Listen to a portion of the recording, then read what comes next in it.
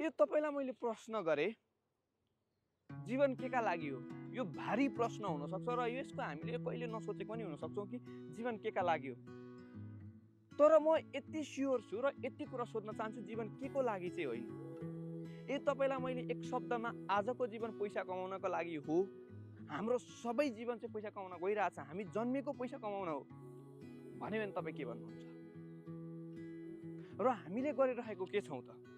यदि हामी पैसा कमाउन जन्माको होइन भने हेर्नुहोस् त, हामीले गर्ने अधिकांश कुरा केका लागि भइरहेको छ? हो, मैले यहाँ भनिरहेको छुइनँ, कतिलाई लाग्न सक्छ कि पैसा आवश्यक हुनु र पैसाका लागि जीवन फाल्नुमा डिफ्रेन्ट कुरा हो, डिफ्रेन्ट छ।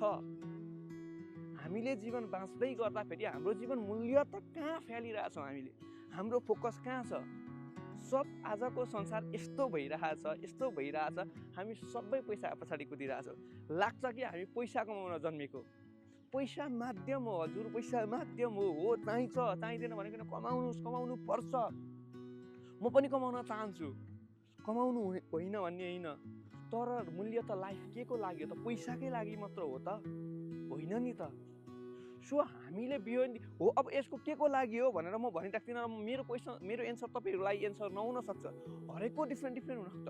तर आफ्नो जीवन कमसेकम बाँच्दै गर्दाखेरि पैसाको नाममा व्यतीत नगर्नु होला। Thank you.